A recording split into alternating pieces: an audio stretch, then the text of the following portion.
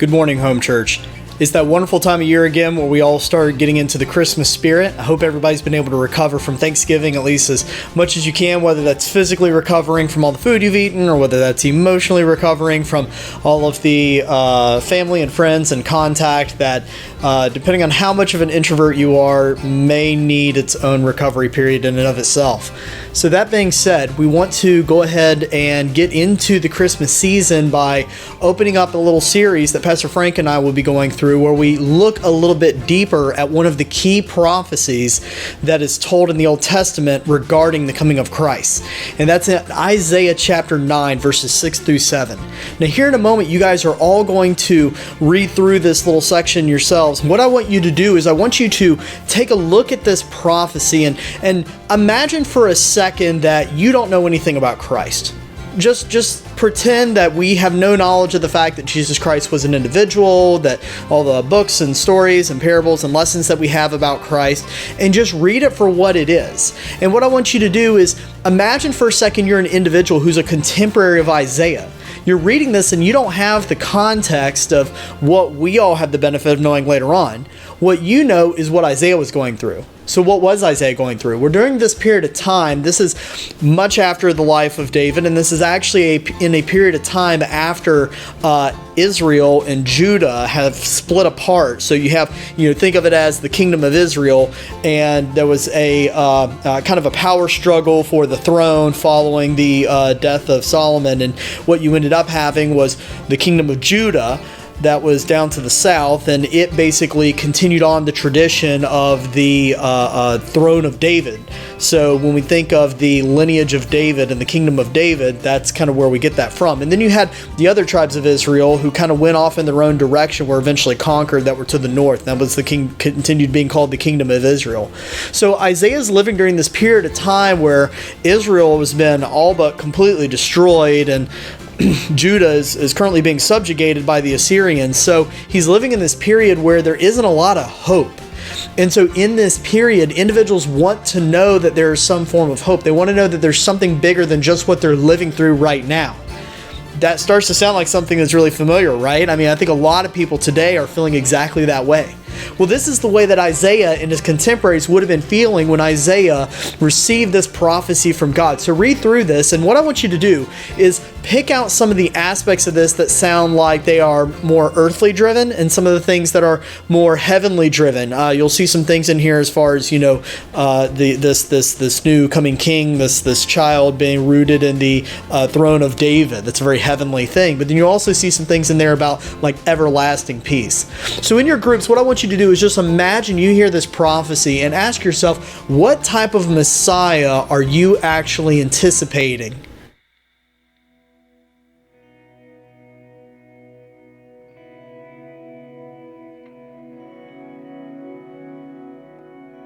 Now, what we have the benefit of knowing today is that this prophecy was in fact about the person of Jesus Christ, who came in a way that many people didn't actually anticipate.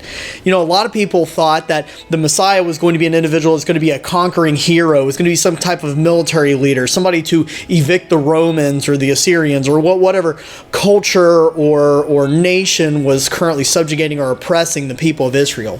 But in fact, Jesus would come in a way that was very unanticipated. He would come in a very humble birth in a place that we call a manger, but basically was a cave in the middle of a field. Not really heralded by a lot of people, not in some kind of palace or something, but to two people that people the public really didn't know.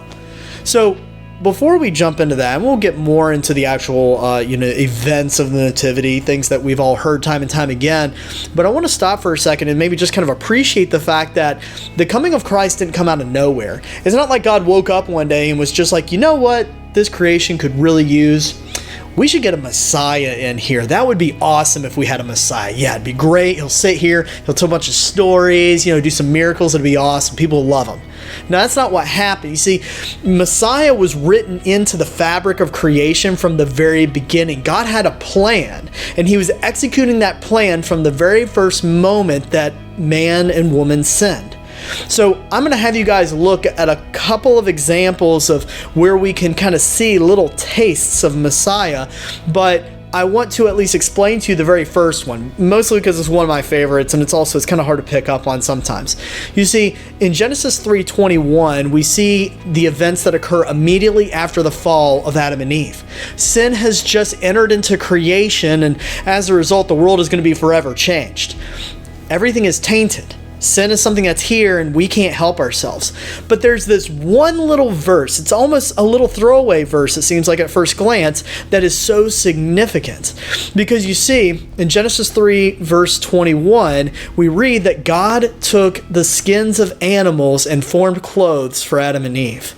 So here's the significance of that. Remember that as soon as Adam and Eve sinned, they could see their nakedness and they were ashamed.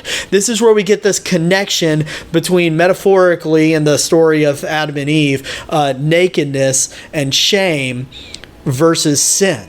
So when you hear shame and you see the word nakedness, think shame.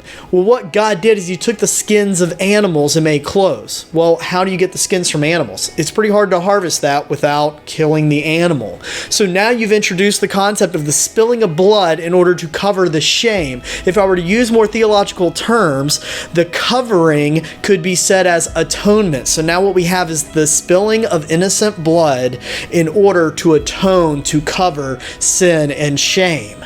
It's right here. It's very brief, and it's almost something that you can easily miss. But right there, clear as day, it's definitely there. This is something that theologians and scribes, Jewish and Christian both alike, agree on, that this is a reference to the first inclinations of a Messiah.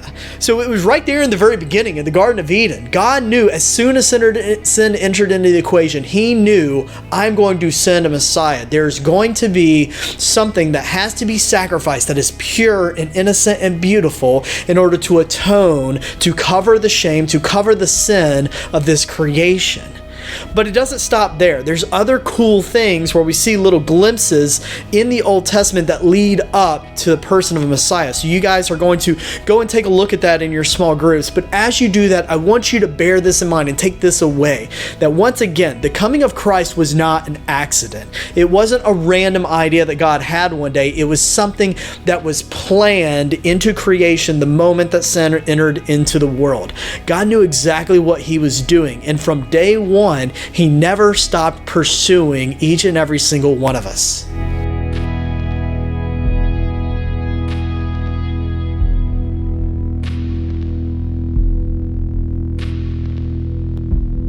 Right there at the end of that title card, it says that the entire Old Testament points to the person of Christ. And that's something that is so often overlooked. I mean, we look at the Old Testament so often as just kind of like a history book or some neat background or context to everything that we believe as, believers in Judeo-Christian faith.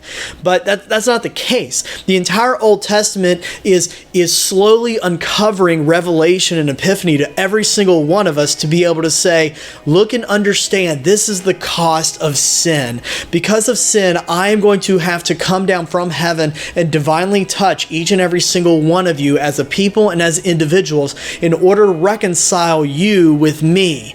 So in order to do that, I'm going to show you my goodness and my greatness and my faithfulness. And I'm going to give you guys an opportunity to follow my law. But you're going to see that because evil is kind of built into your heart as a result of sin, you're not going to be able to keep that up. And so the only conclusion that you can now reach is that if mankind is going to be reconciled and if he is going to be saved, then it has to be because of God and not because of you and me. That is the whole point of the Old Testament. And so when you look at that and then take a look again at these prophecies, it really starts opening up your eyes about what these prophets were really being revealed through their prophetic gift that God had given them.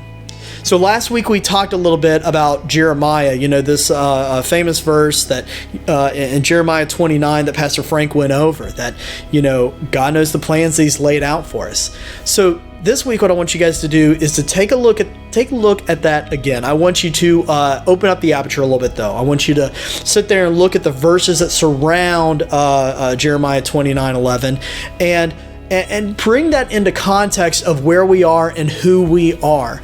Look at this and start asking yourselves, how can we look at this prophecy that was actually given to a group of people who were currently experiencing all of this oppression and hopelessness, and how can we apply it to our own lives, especially during this Christmas season?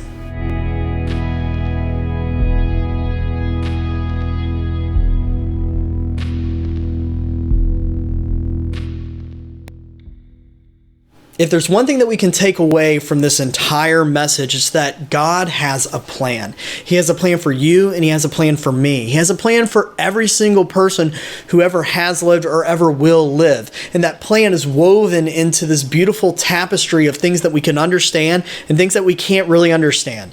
Things that, we've seen in the past that I'm sure to those contemporaries, they couldn't really see what the bigger picture was. And things that are even happening now and going to happen in the future that we haven't experienced yet. That should be something that is incredibly comforting, because we know that no matter what we're going through and what we're experiencing or how disobedient that we're being, God still has a plan for us, and He still patiently and eagerly waits for us to return back to Him.